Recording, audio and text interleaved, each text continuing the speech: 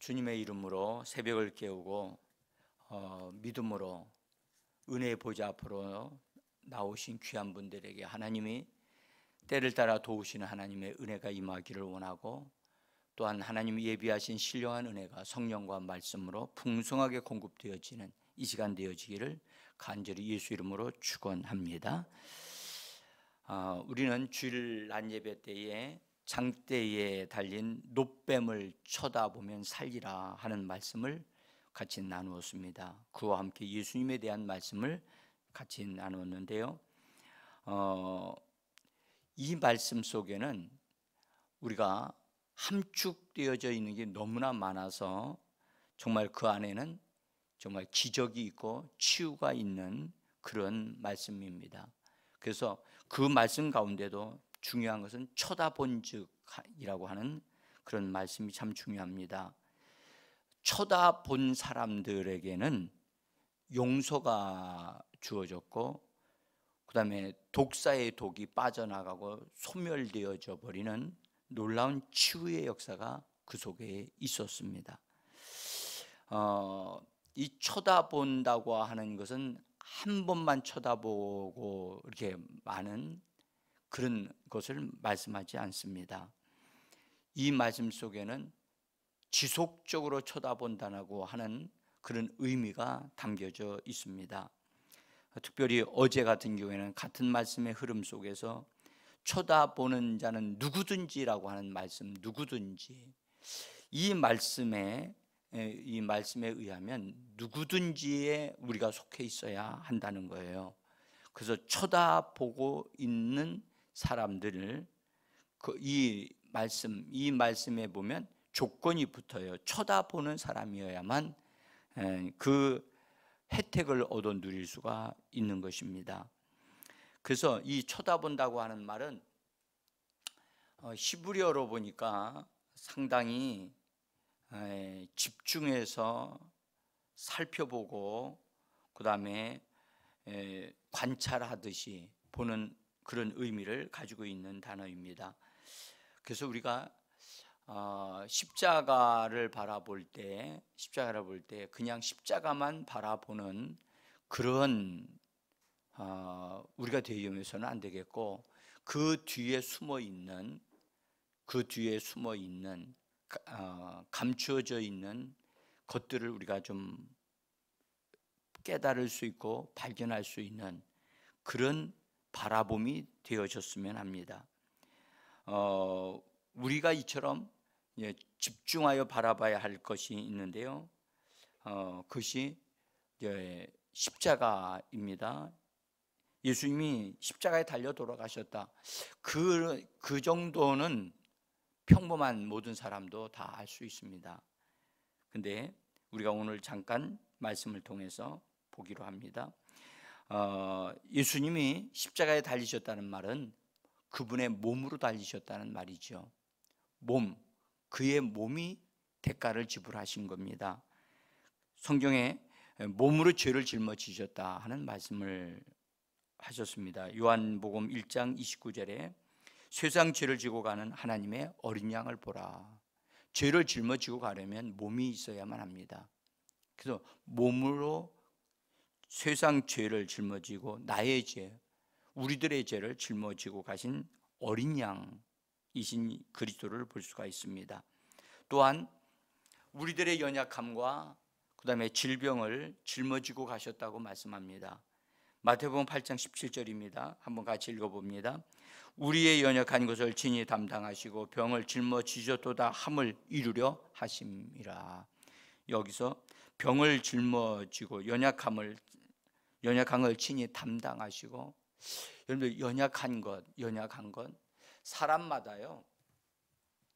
사람마다 완벽하게 태어나는 인생 하나도 없습니다. 뭐 어떤 부분이든지 약함이 있어요. 그거는 외모로도 약한 부분이 있고, 또는 속으로 약하게 태어나는 부분들이 있어요. 그래서 우리는 육신적인 것으로 자랑할 것이 사실은 없다고요. 다 부족함이 있고 연약함이 있습니다. 그 다음에 그 몸을 가지고 살다 보면 질병에 걸려서 어려움을 당하기도 합니다. 근데 오늘 예수님은 우리들의 이런 부분들을 친히 담당하시고 그것을 다 이루셨다는 이 말씀을 좀 기억하셔야 될 필요가 있어요. 그래서 또 예수님께서 몸으로 우리가 받아야 할 죄의 저주, 그 다음에 율법을 지키지 못함으로 받는 그는 저주, 이 율법을 지키지 않는 저주들은 성경의 신명기에 보면 모든 여러 가지 질병들에 대한 것을 다 말씀을 하셨습니다. 그 모든 저주를 십자가를 통해서 예수님이 그것을 다 어떤 면에서 우리를 사주시고 예수님이 대신 대가를 다 지불하셨습니다. 자, 갈라디아서 3장 13절입니다. 같이 읽습니다. 그리스도께서 우리를 위하여 저주를 받은 바 되사 율법의 저주에서 우리를 속량하셨으니, 여기 속량이라고 하는 이 단어 좀 어려운 단어지요. 우리나라에도 이 속량하는 것이 있었어요. 조선 시대에 그 양반과 쌍놈의 그런 문화가 참 아주 못된 것이었습니다. 근데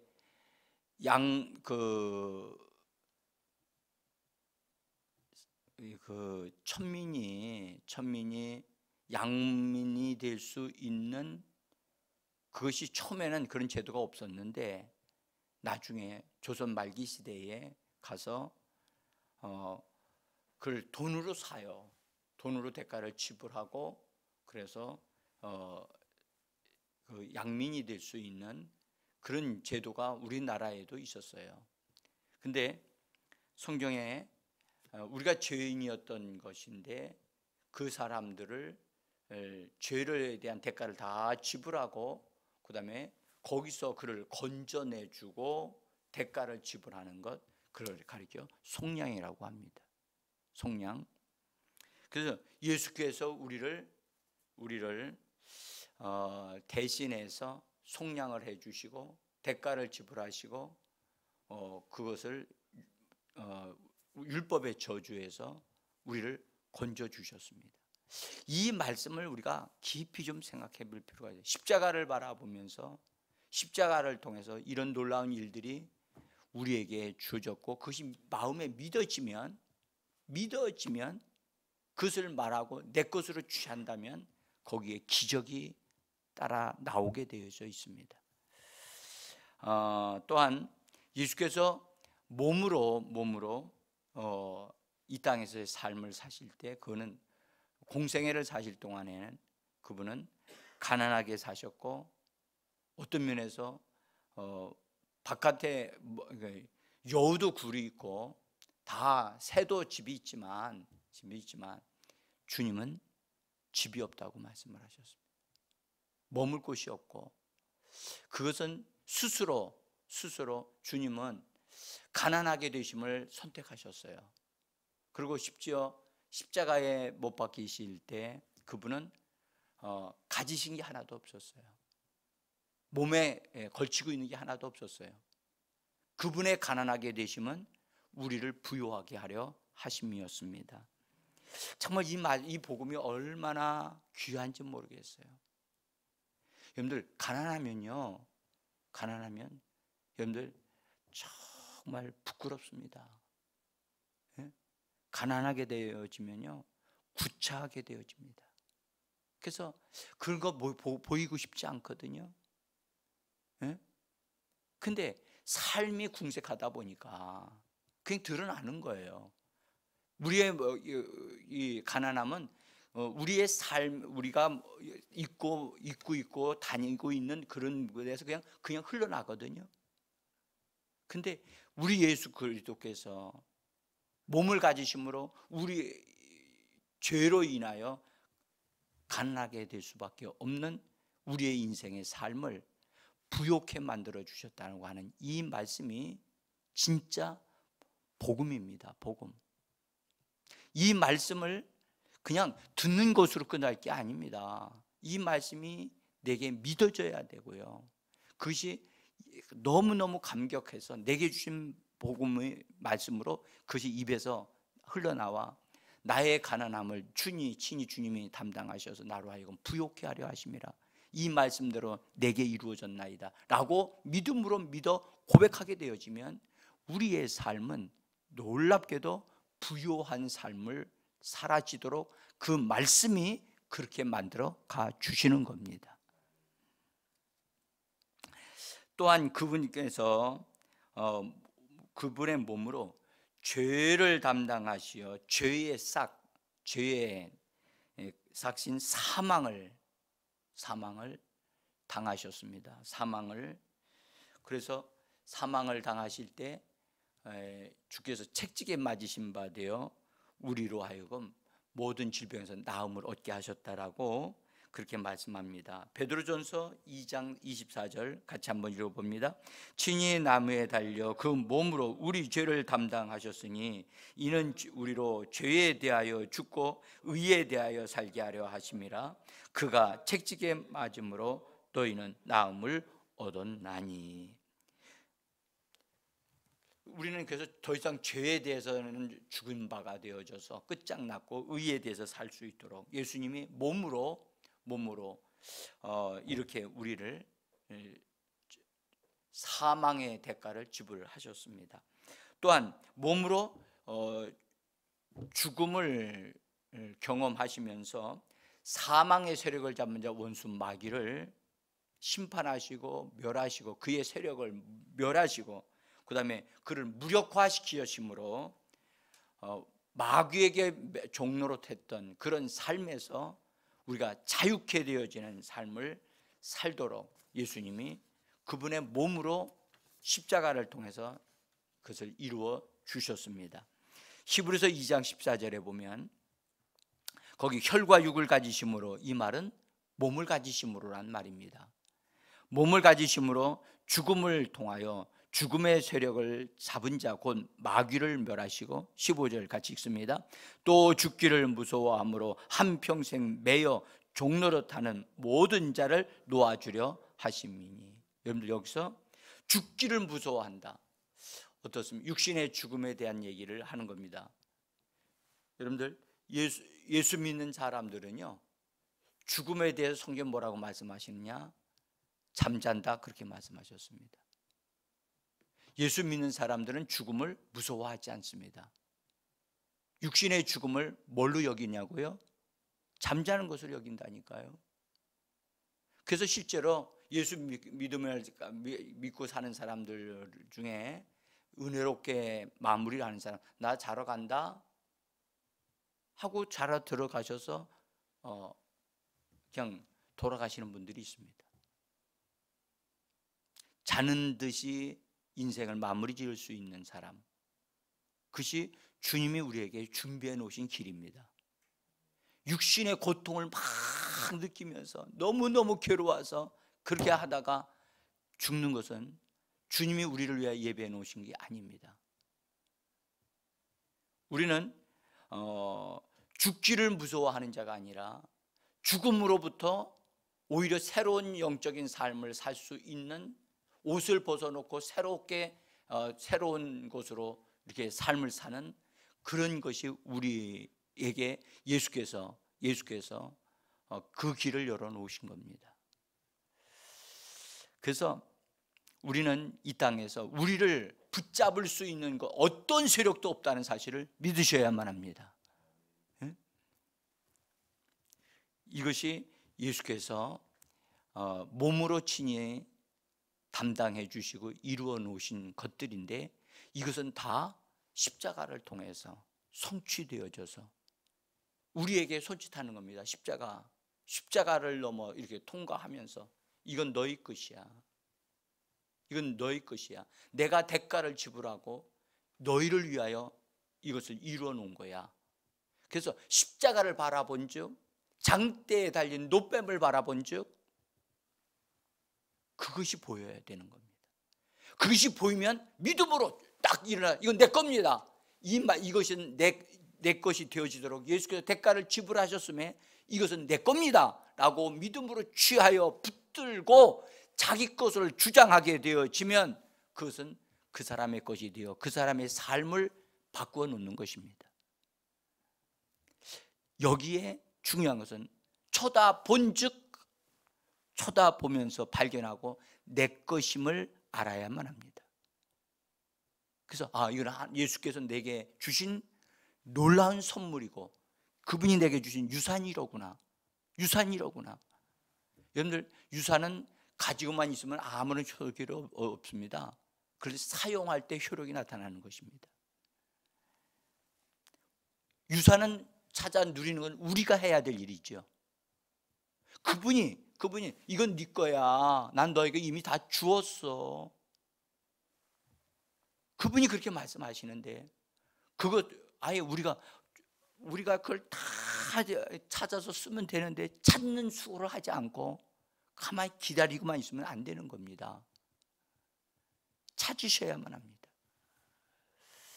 자, 오늘 우리가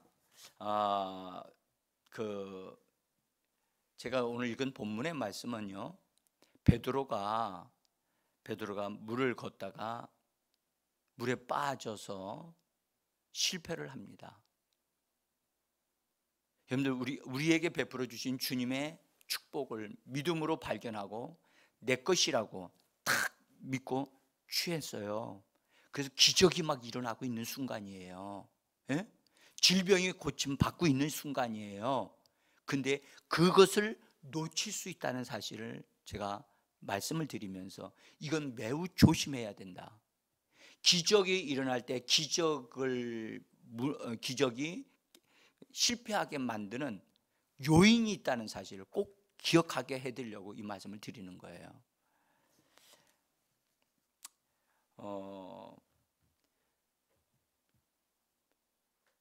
제자들이 바다에서 배를 타고 갈 때에 예수님이 함께 계시지 않았죠?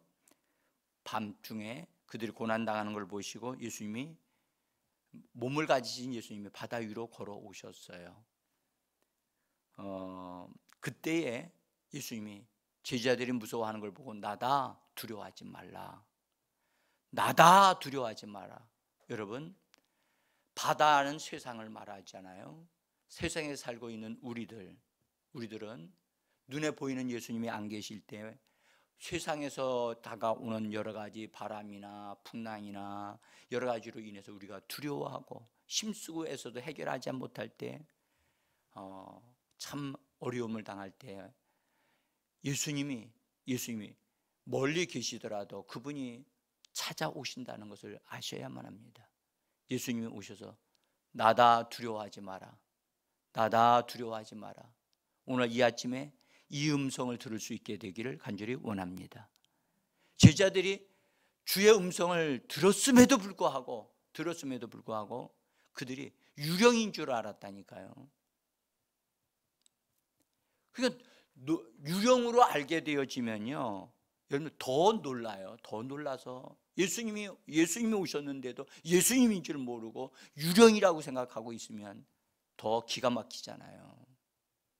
그래서 들을 줄 아는, 주님의 음성을 들을 줄 아는 귀가 있어야 돼요.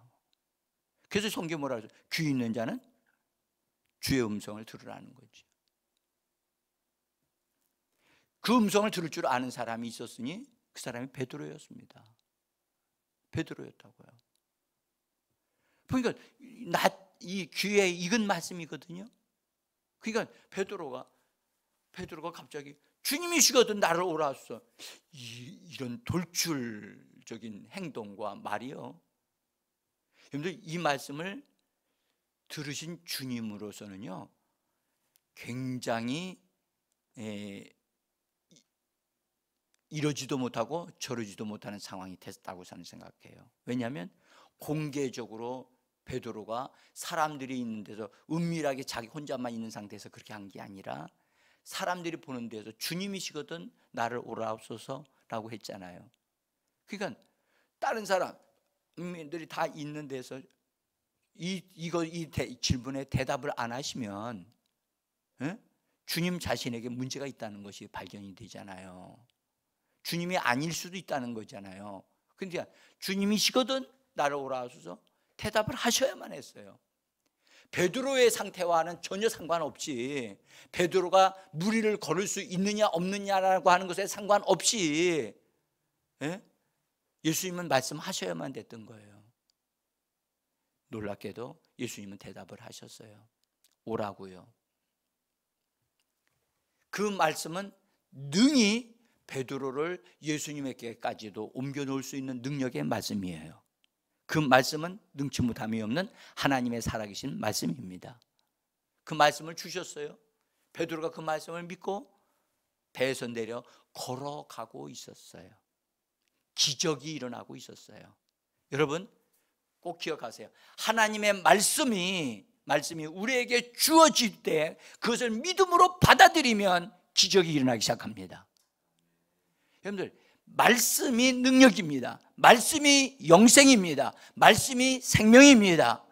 말씀을 받아들이게 되어지면 그 말씀은, 성경에도 말씀, 주께서 말씀을 보내사 고치시고 그를 위경에서 건지시는도다라고 시편은 말씀하고 계십니다. 말씀을 보내시는 우리 주님이십니다. 오늘 우리가 앞에서 예수께서 이미 말씀으로 이뤄놓으신 것을 보았습니다. 그때 베드로가 그 말씀을 붙잡고 믿고 배에서 내려 걸어가고 있었습니다. 기억하십시오.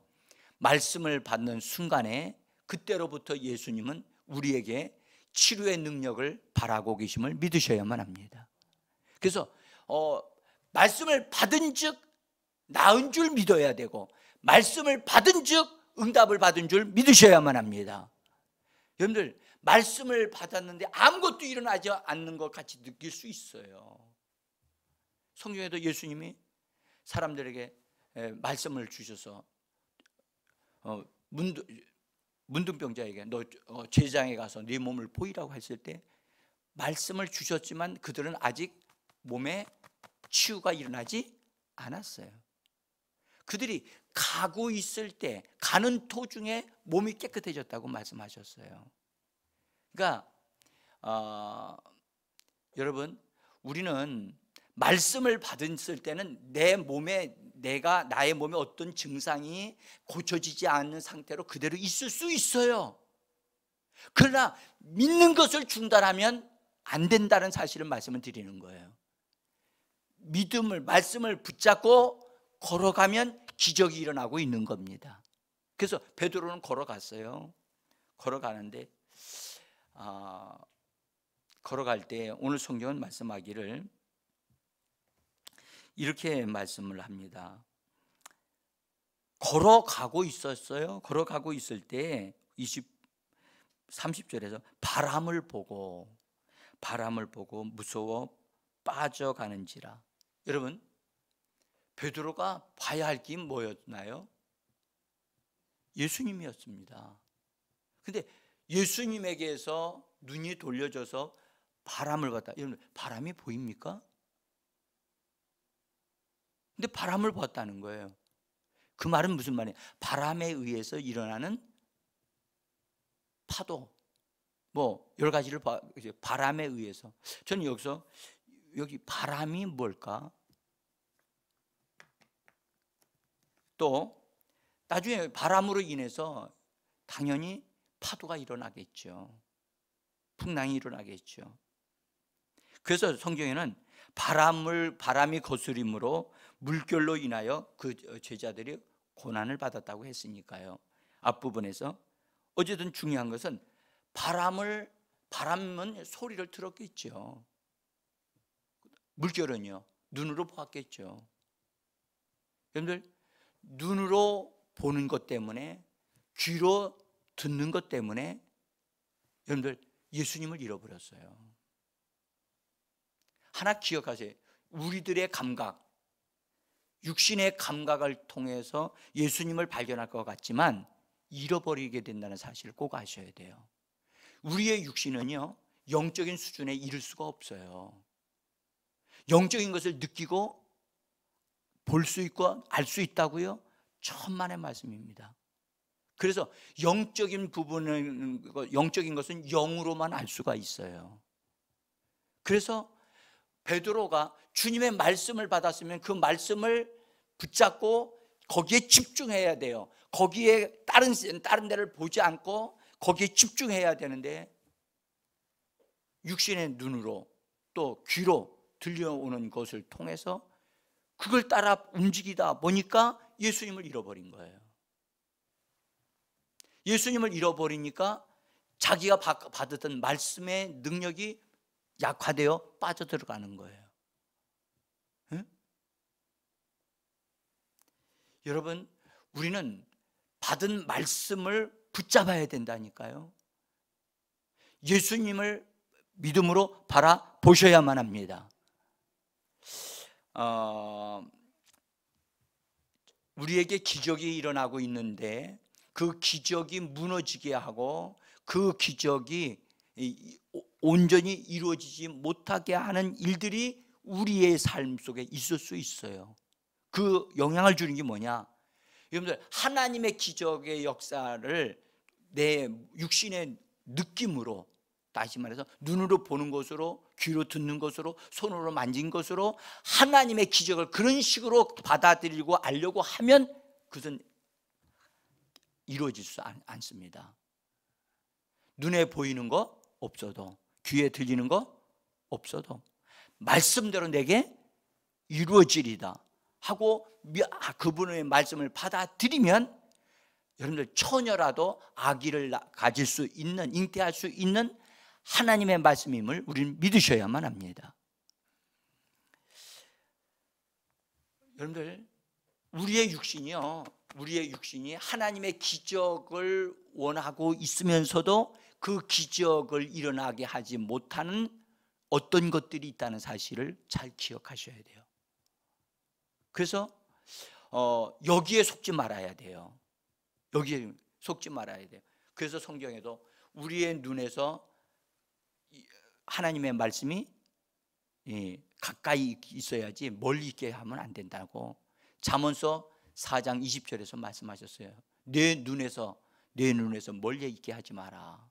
응? 육신의 감각으로 여러분들 하나님의 말씀이 느껴지기를 기다리시면 안 됩니다.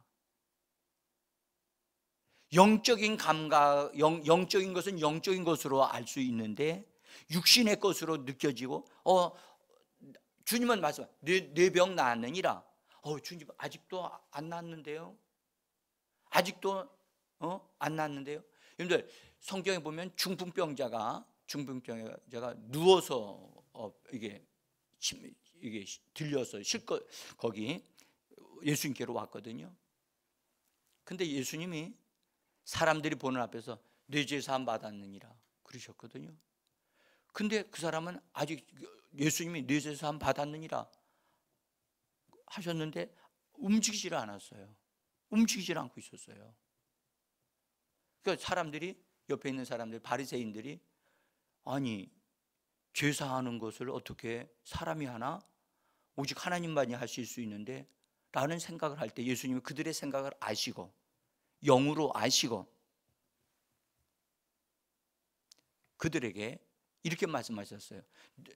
죄 사함 받았느니라 하는 것과 일어나 가라 하는 말씀이 어느 것이 쉽겠느냐? 어느 것이 이 사람에게 더 가깝겠느냐? 죄 사함을 받았다는 것이 더 핵심적인 것이라는 걸 예수님이 그들에게 알려주시면서 다시 그 사람에게 말씀하셨어요. 네가 일어서 걸어가라.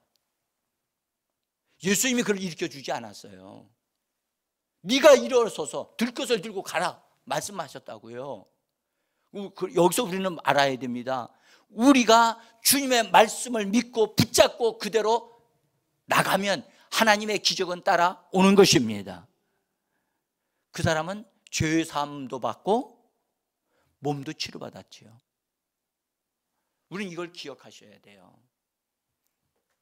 오늘 우리는 육신의 어떠함을 바라보고 육신의 감각을 가지고 주님 아직도 아픕니다. 아직도 주님 말씀을 난 믿긴 믿지만 아직도 내 몸에서 아직도 고통이 있습니다 라고 여기고 감각으로 돌아가게 되어지면 그 사람은 거기서 벗어나지 못합니다. 놀라운 사실은 네 맞습니다 주님, 내가 지금 아직도 아프지만요 주님이 나를 낫게 하셨다는 사실을 내가 믿어요. 십자가는 예수께서 내 병을 짊어지셨다는 것을 말씀하고 있습니다. 지금 나는 나아가고 있고 이것을 반드시 내 몸에서 떨어져 나갈 것입니다 라고 믿음을 가지고 움직이기 시작하게 되어지면 거기서 하나님의 말씀이 그 사람의 몸에 나타나게 되어져 있습니다. 다시 말씀드릴게요. 예수님이 하실 거 다 해놓으셨어요. 우리가 붙잡고 믿음으로 자기에게 적용하기만 하면 역사는 나타나게 되어져 있습니다. 사랑하는 성도 여러분, 그래서 히브리서 12장 2절에서는 이렇게 말씀하셨습니다. 믿음의 주여 온전케 하시는 예수를 바라보시고 예수께서 이루어 놓으신 것을 믿으신다면 주님 이것은 내 것입니다 라고 주장하고 믿음으로 자기에게 적용할 때 하나님의 기적은 일어나는 줄 믿습니다.